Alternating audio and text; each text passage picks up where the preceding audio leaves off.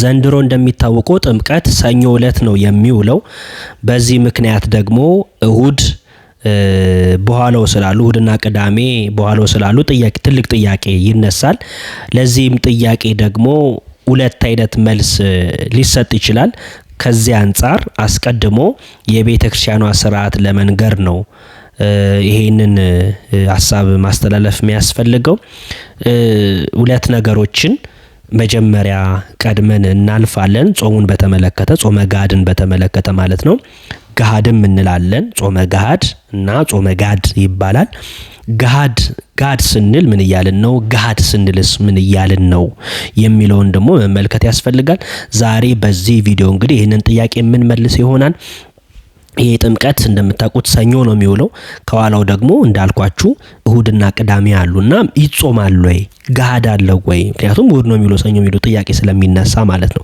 ስለዚህ እሱን ዛሬ በዚህ ቪዲዮ የምንመልስ ይሆናል ማለት ነው። እስከ መርሃ ግብራችን ፍጻሜ አብራችሁን ቆዩ። ይሄ አኖስ የጥያቄዎቻችሁ መልስ የተሰኘው መርሃ ግብራችን ነው። በዚህ መርሃ ግብራችን ደግሞ ከእናንተ የሚነሱልንን ጥያቄዎች የምንመልስበት መርሃ ግብር ነው። ስለዚህ እስከ መጨረሻው አብራችሁን ቆዩ። ቻናላችንን ሰብስክራይብ በማድረግ እንደዚሁም ደግሞ የደውል ምልክቷን በመጫን አብሮነታችሁን ማሳወቅ ትችላላችሁ ማለት ነው። ምክንያቱም ይሄ ለኛ እጅግ በጣም ይጠቅመናልና ማለት ነው። ጾመ ገሃድ እንግዲህ ከሰባቱ አጽዋማት አንዱ ነው። ይሄውም ደግሞ የልደትና የጥምቀት ዋዜማ የሚጾም ጾም ነው ማለት ነው። ጋድ ማለት አንደኛ ትርጉሙ ለውጥ ልዋጭ ምትክ ማለት እንደሆነ እንግዲህ እንመለከታለን። ጋድ ማለት ነው። ለምንድነው እንደዛ የተባለው ደግሞ የሚለውን ደግሞ ስንመለከት ልደትና ጥምቀት አርብና ረቡ ቀን ቢውሉ ወይም ቢሆን አርብና ረቡ ጥሉላት ምግቦችን እንድንመገብ ታዘናል ማለት ነው። ይሄውም ጥር 10ን ስንክሳር ስትመለከቱ ጥር 10 ስንክሳር የልደትና የጥምቀት በዓል በረቡ ወይም በአርብ ቀን ቢሆን በበዓለ ሃምሳ የሚበላውን የጥሉላት መብል በጠዋት በመብላት ምዕመናንን ሁሉ በዓሉን እንዲያከብሩ የከበሩ አባቶቻችን ሐዋርያት አዘዋል።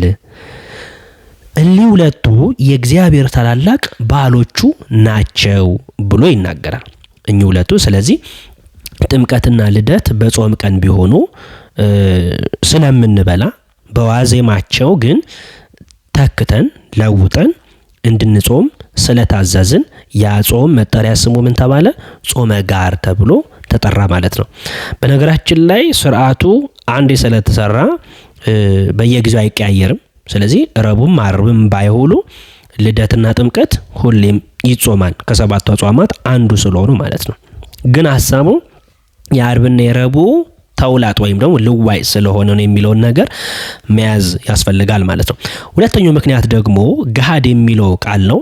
ይሄም የግዕዝ ቃል ነው። ተክህደ ገሃደ በለጠ የሚለውን ቃል እናገኛለን ማለት ነው። ገሃድ ማለት ግልጥ፣ መገለጫ፣ ይፋ የሚለውን ሐሳብ ይይዛል።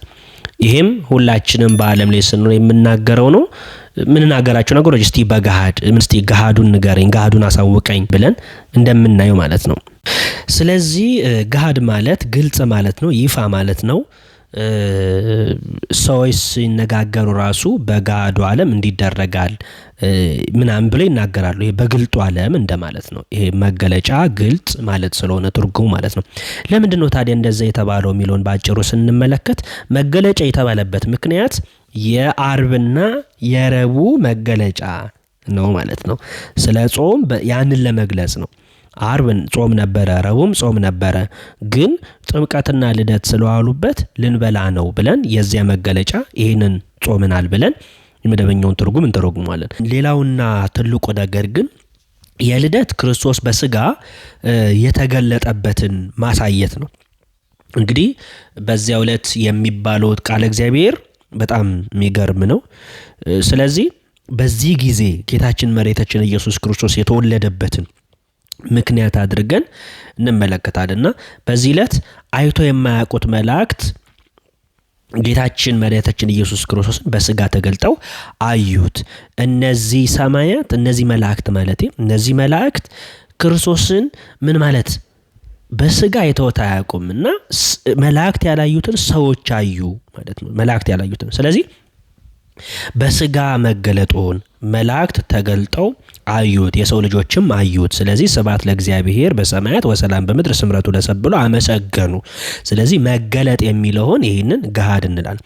የጥምቀት ሲሆን ደግሞ መገለጡ በጣም የበለጠ ነው። አብ ወልድ መንፈስ ቅዱስ የተገለጡበት እንደውም ይህንን ባህል በዓለ ኤጲፋንያ እያሉ አባቶቻችን ይጠሩታል። የመገለጥ በዓል ማለት ነው። ይሄ በዓል ዘመነ አስተርእዮ ተብሎ ይጠራል። በእኛ ቤተክርስቲያኖች ዘመነ አስተርእዮ የመታየት የመገለጥ የሚለውን ሐሳብ ሲይዙ ማለት ነው። ስለዚህ በኢየሱስ ክርስቶስ ጥምቀት አብ ወልድ መንፈስ ቅዱስ ተገልጠዋል።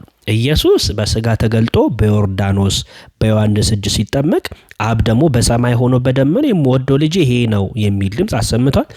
መንፈስ ቅዱስ ደግሞ በእርግብ አምሳል ወርዶ ራሱ ላይ አርፎበታል ማለት። ስለዚህ የጥምቀት የሥላሴ አንድነት ሶስትነት የተገለጠበት ስለሆነ ነው። የልደት ደግሞ ክርስቶስ በስጋ የተገለጠበት ስለሆነ ገሃድ የሚል ስያሜ ተሰጥቶታል ማለት ነው። ስለዚህ ጾመ ገሃድ በተመለከተ ዘንድሮ ጥምቀት ሰኞ ነው፣ ገሃዱ መቼ ነው ለሚለው ጥያቄ እንግዲህ አንዳንድ ሰዎች 2 ቀን ነው የሚሉ ሰዎች አሉ። አንዳንድ ሰዎች ማለት ነው 2 ቀን ነው ቅዳሜ ነው። ለምንድን ነው ሲባሉ ደግሞ ሰዓቱን ለመሙላት ነው። እንዴት አድርጋችሁ ነው የምትሞሉት ስንላቸው ቅዳሜ እስከ 6 ሰዓት እንጾማለን፣ እሁድ ደግሞ እስከ 3 ሰዓት መጾም አለብን፣ በድምሩ 9 ሰዓት ይሆናል። የገሃድን ጾም ደግሞ እስከ 9 ሰዓት ነው ጾሙ የተባለው የሚል የራሳቸው የሆነ መላምት ወይም ደግሞ ሐሳብ ይሰጣሉ ማለት ነው። ይህንን እንደ ማስረጃ እየጠቀሱት ስንክሳሩን እንደ ማስረጃ ይጠቅሳሉ። ስንክሳሩ ግን በተጻፈ ልብ አይደለም የሚጠቅሱት፣ በተረዱት ልክ አይደለም የሚገልጹ። ስንክሳሩ የሚለው በይረሙ በእሁድ ወይም ባይሁድ በይረሙን በእሁድ ወይም ባይሁድ ሰንበት ቀን ቢሆን ይህም ጌታ የተገለጸበት ጥር 10 ቀን ነው። አያታችሁ በይረሙን ያለው ጌታ የተገለጠበትን ጥር 10 ቀን ነው እና ይሄ ቀን መቼ ይሆናል? በእሁድ ወይም ደግሞ በአይሁድ ሰንበት ቅዳሜ ነች። የአይሁድ ሰንበት የምትባለው ቅዳሜ ነች። ቢሆን በዋዜማው አርብ እስከ ምሽቱ ይጾሙ። በዋዜማው አርብ እስከ ምሽቱ ይጾሙ። በዋዜማው አርብ ይጾሙ እስከምን በይረሙ ጥር 10 ቀን መቼ ከሆነ ቅዳሜ ከሆነ ነው። ብዙዎቹ የሚሸውዱበት ምክንያት ይሄ ነው ማለት ነው። በዋዜማው እኮ ነው የሚለው። በዋዜማው አርብ ይጾሙ ነው የሚለው። ዋዜማ የሚለው ቃል የማን ዋዜማ ነው? የማን ዋዜማ ነው? አርብ የማን ዋዜማ? የቅዳሜ ዋዜማ ነው። አርብ የቅዳሜ ዋዜማ ነው። የቅዳሜ በመሆኑ በምን ይታወቃል? በዋዜማው አርብ ስለሚሆን በዚህ ይታወቃል ማለት ነው። እንደዚህ ይልና መጽሐፉ አስቀድመን እንደተናገርን ጥሉላት አይብሉ ይላል እና ሰዎች ምን ብለው ያስባሉ? አብዛኞቹ አርብ እስከ ምሽት እንጾማለን፣ ቅዳሜ ደግሞ ከጥሉላት እንከለከላለን።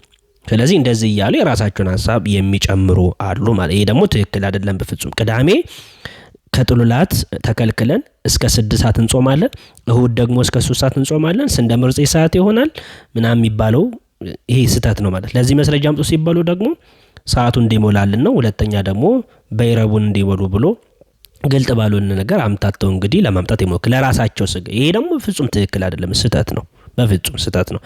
ስለዚህ ቅዳሜን እንድንጾም ደግሞ ታዘናል። በዛው ላይ ደግሞ ቅዳሜ እንድንጾም አልታዘዝንም። ታዘናል ወይ ነው ጥያቄው። በየትኛውም የሰራት መጽሐፍ ቅዳሜን እሁድን እንድንጾም አልታዘዝንም። ለምሳሌ ቀዳም ሱርን ብቻ ነው በፍትሐ ነገሥት የታዘዝ ነው። በነገራችሁ እንድንጾም የታዘዝ ነው ቅዳሜን ሱር እንድናከፍላት። ሱርም የተባለችበት ምክንያት የተሻረች ስለሆነ ነው። በጾም የተሻረች ስለሆነ ማለት ተሽራለች ቅዳሜ። ሌሎች ቀናት ግን ቅዳሜ እንድንጾም አልታዘዝንም። እሁድም እንደዚሁ እንድንጾም አልታዘዝንም ማለት ነው።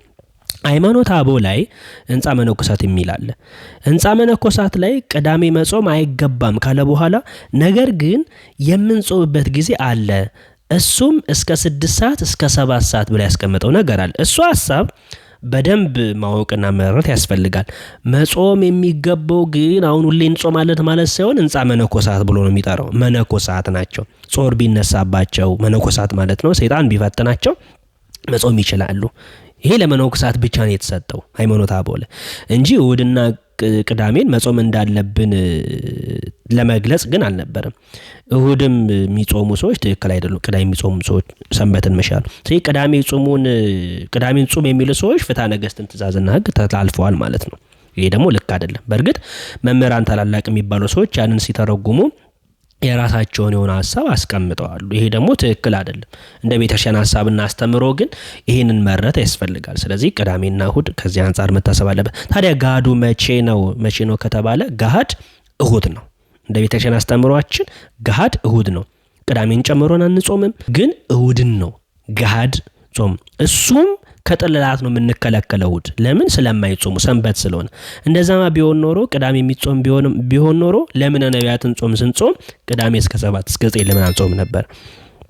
የጌታችን ጾም አብይን ጾም ስንጾም ለምንድን ነው ቅዳሜ ነው ማንጾመው ታዲያ? ስለዚህ እንደዚህ ጥያቄ ከዚህ አንፃር ልንረዳው ያስፈልጋል ማለት ነው። ጾመ ሐዋርያትን ስንጾም ለምንድን ነው እስከ 6 ሰዓት እና እስከ 7 ማንጾመው? ሌሎንስ ስንጾም ጾመ ማርያምን ስንጾም ለምንድን ነው እስከ 6 ሰዓት እስከ 7 ማንጾመው?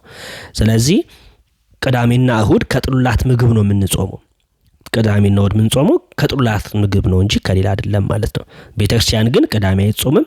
ቅዳሴ የሚቀደሰው ጠዋት ነው። እሁድም እንደዛው ጠዋት ነው የሚቀደሱ። ስለዚህ የራሳቸው ሐሳብና ፍላጎት ካልሆነ በቀር መጽሐፍ ቅዱስ ግን ወይም ደግሞ መጽሐፍ ቅዱሳት መጽሐፍት የሚመልሱ ስለዚህ ገሃዱ እሁድ ነው ማለት ነው። እርሱም ከጥሉላት ምግብ ነው። የመጀመሪያው ማስረጃችን የሚሆነው ፍትሐ ነገሥት ነው። ፍትሐ ነገሥት ምን ይላል ብለን ስንመለከት የቤተክርስቲያን መጽሐፍ ስርዓት መጽሐፍ ነው። ፍትሐ ነገሥት ማለት ነው። አንቀጽ 15 በእንተ ኩሎሙ አጽዋም ወይም ደግሞ ስለ አጽዋማት የሚናገረው ክፍል ላይ እንዲህ ይላል። ጾመ ድራረ ልደት ወጾመ ድራረ ጥምቀት ይላል። ጾመ ድራረ ልደት ወጾመ ድራረ ጥምቀት። ይሄ ማለት የልደትን የጥምቀት ዋዜማ መጾም ነው። የልደትን የጥምቀት ዋዜማ መጾም ነው። ስለዚህ የጥምቀት ዋዜማ ዘንድሮ እሁድ ነው።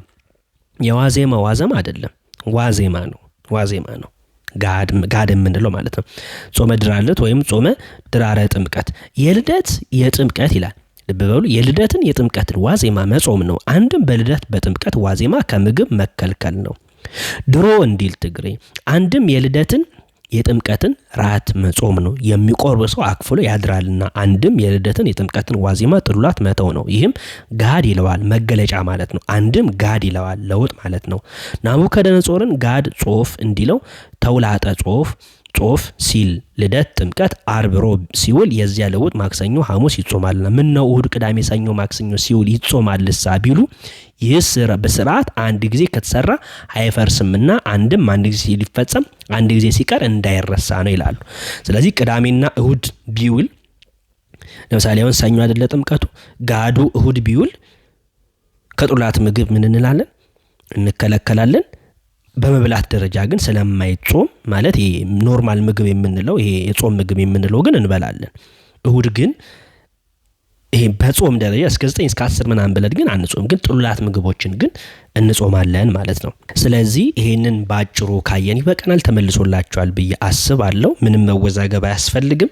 ሰኞ ቢውል እሁድ ዕለት ከጥሉላት ምግብ ብቻ እንከለከልና እንጂ ቅዳሜና እሁድ ዕለት ባይሆን እስከ 9 ሰዓት ምናምን ግን እስከ ምሽቱ ግን ዓርብን እንጾማለን። ግን ምን ቅዳሜና እሁድ ስለማይጾም ማለት ነው። ቅዳሜና እሁድ ወይም ደግሞ እሁድ አይደለም የሚውለው በዚህኛው ዙር። እሁድ ግን ምንድነው የምናደርገው ማለት ነው? እስከ 8 ሰዓት እስከ 9 ሰዓት በፍጹም፣ እስከ 10 ሰዓት በፍጹም፣ እስከ 6 ሰዓት በፍጹም። እሁድ ጭራሽ አይጾም ማለት ምን ማለት ነው? ከጥሉላት ምግብ ብቻ ነው የምንከለከለው። ስጋ ወተት ምናምን የምንላቸው ምግብ ብቻ ነው እንጂ የምንከለከለው፣ ሌላውን ግን ምን እንዳለን እንበላለን ማለት ነው። ስለዚህ እንመረጥ ያስፈልጋል። ይሄ አኖስ የጥያቄዎቻችሁ መልስ የተሰኘው መርሃ ግብራችን ነው። በደንብ ተመልሶላችኋል ብዬ አስባለሁ። ስለዚህ ስለነበረን ጊዜ አምላካችን እግዚአብሔር ስም የተመሰገነ ይሁን። ወስብሐት ለእግዚአብሔር። ይቆየን።